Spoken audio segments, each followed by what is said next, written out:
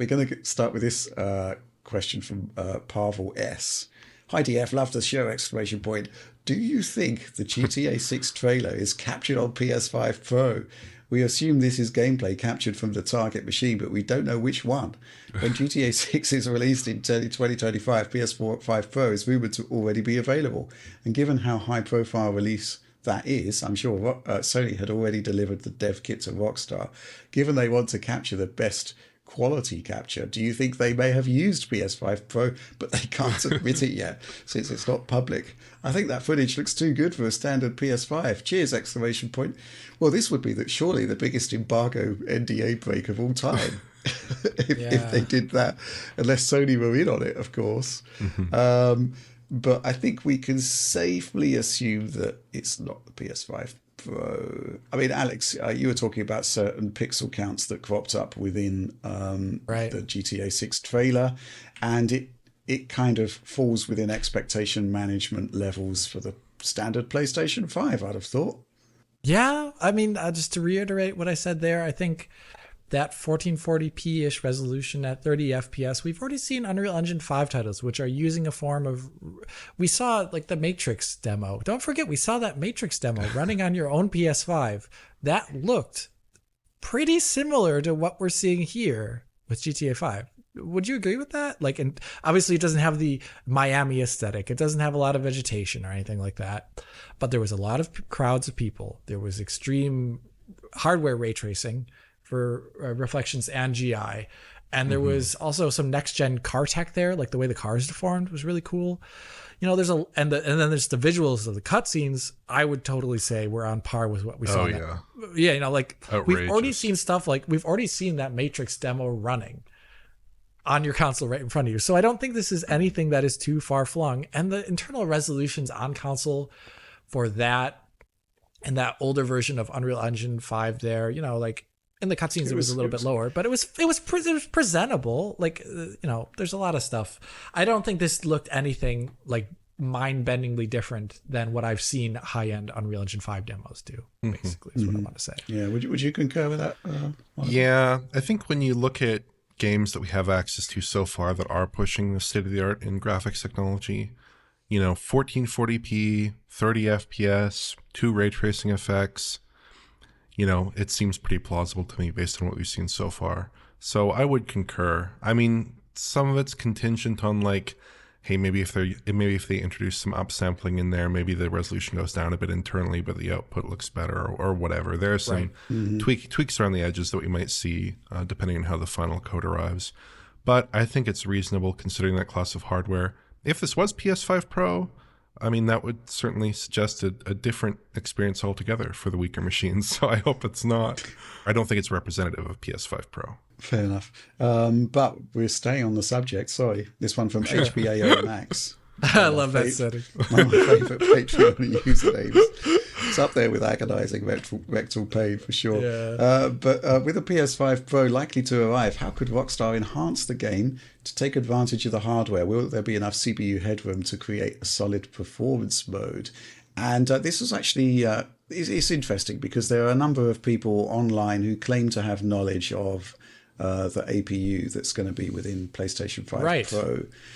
Kepler_L2 being one, who's basically came out this week and said it's Zen 2 CPU cores with a bit of a clock speed increase, which says to me that you're not probably going to get enough extra horsepower to, you know, cut your calculation time in half to make 60 frames per second possible, assuming, you know, they're not targeting it already. So I don't think there would be a performance mode. You could possibly maybe target 40 FPS, but even that, you know, that's still, you know, a significant... You've got to save 7 milliseconds somehow, basically. It's not trivial. 8 even, thinking about it. So yeah, any thoughts on this one, Alex? Let's assume, right, based on the rumours so far, that you're effectively getting double the GPU horsepower and maybe some sort of MPU block for that could be used for upscaling. That's a rumor? Really? That's a rumour. Well, that's interesting. The 60 compute units would indicate that you're getting effectively double. And that's talking about some sort of AI element. Wow, I haven't heard that Possibly. one. That's interesting. That'd be interesting. You would, if that is true, then, and if there is some AI upscaling, you could get better image quality for that. I think the actual rumor, sorry, Alex, so the actual rumor was an 8K performance mode, which is nuts to begin with, and possibly you'd want a 4K performance mode. You'd want a 4K performance mode. 8K is, other than like a 4090 running DLSS or a 4080 maybe running DLSS, it's complete pipe dream. It's so not worth it in any sense. It's for boxes. It's not for real people who play games.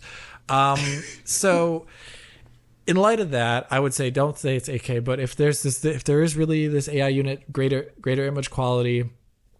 The one thing that Rich already said is that if it is still Zen 2, no amount of higher clocking is going to make Zen 2 double its current performance.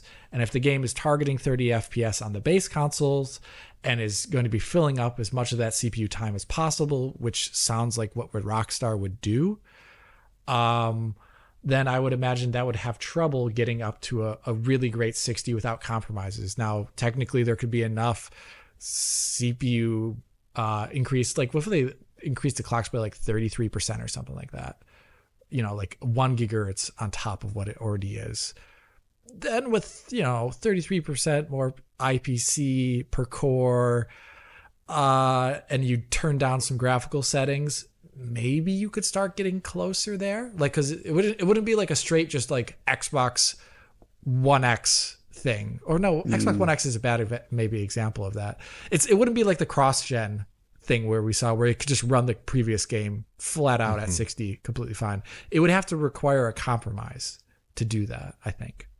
Yeah, 30% was basically what the Pro delivered CPU-wise in terms of a clock boost over the base unit.